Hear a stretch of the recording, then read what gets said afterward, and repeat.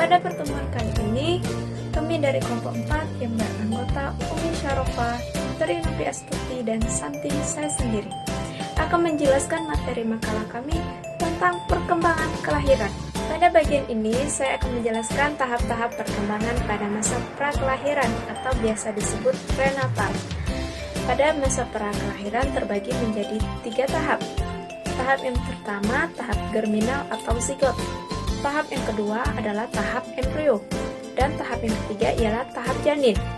Tahap germinal atau zigot biasanya disebut tahap awal. Ialah periode perkembangan prakelahiran yang berlangsung 2 minggu pertama setelah pembuahan.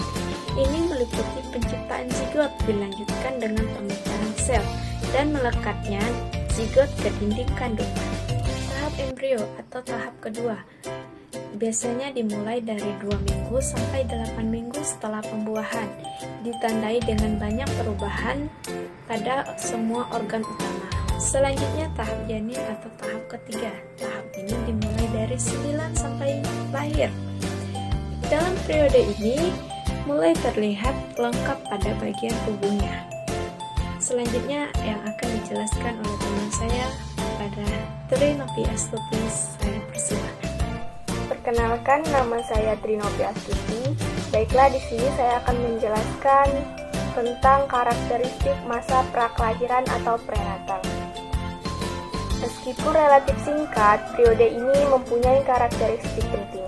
Masing-masing karakteristik mempunyai akibat yang lambat pada perkembangan selama rentang kehidupan. Ciri-cirinya yang pertama yaitu, pada masa ini sifat-sifat bawaan yang berfungsi sebagai dasar pada perkembangan selanjutnya diturunkan sekali untuk selamanya. Kedua, kondisi yang baik pada ibu dapat menunjang perkembangan sifat bawaan, sedangkan kondisi yang tidak baik dapat menghambat perkembangannya, bahkan sampai mengganggu pola perkembangan yang akan datang. Yang ketiga, jenis kelamin individu yang baru diciptakan pada saat pembuahan, dan kondisi dalam tubuh ibu tidak akan mempengaruhinya sama halnya dengan pembuahan. Yang keempat, perkembangan dan pertumbuhan yang oral banyak terjadi pada periode prenatal dibandingkan periode-periode yang lain dalam seluruh kehidupan individu. Kelima, periode prenatal merupakan masa yang banyak mengandung bahaya, baik fisik maupun psikologis. Baiklah, di sini saya akan melanjutkan penjelasan dari rekan-rekan saya, yaitu tahap-tahap yang terjadi pada masa kelahiran. Melahirkan terjadi dalam 3 tahap. Tahap pertama, kontraksi rahim berjarak 15 hingga 20 menit di awal dan berlangsung hingga 1 menit. Kontraksi ini menyebabkan serviks ibu pembuka ke dalam tanah lahir. Saat tahap pertama berproses, kontraksi semakin sering terjadi, sekitar 2 hingga 5 menit. Intensitasnya pun bertambah.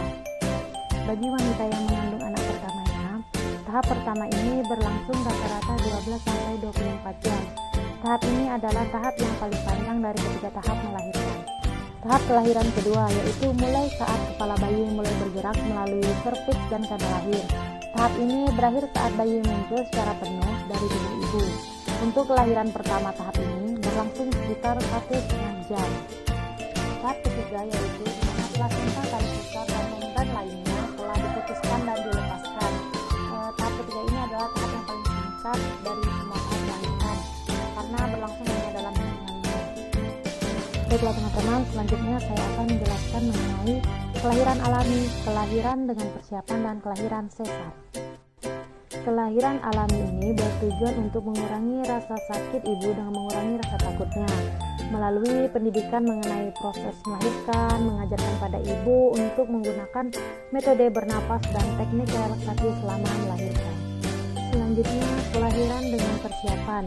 Metode ini mirip dengan kelahiran alami, tetapi mencakup teknik pernapasan khusus untuk mengendalikan tekanan dalam tahap terakhir melahirkan. Demikian juga pendidikan yang lebih rinci mengenai anatomi dan fisiologi. Dan kemudian yang terakhir yaitu kelahiran sesar. Pada umumnya kelahiran sesar ini dilakukan pada saat bayi dalam keadaan sungsang atau keadaan yang tidak memungkinkan untuk dilahirkan secara normal, yang dapat berisiko tinggi terhadap bayi dan ibunya. Dalam kelahiran sesar ini, bayi diangkat dari rahim ibu melalui pembedahan pada perut ibu.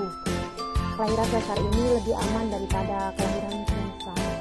Mungkin itu saja yang dapat kami jelaskan pada penjelasan kelompok 4 ini. Sekian dari kami. Mohon maaf apabila ada kesalahan dan karena kesempurnaan